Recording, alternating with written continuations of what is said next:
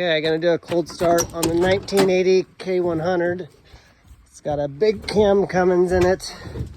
It was 15 degrees this morning. It's warmed up a bit now. So, yeah, I did plug it in for about 10 minutes. We'll see if that makes a difference.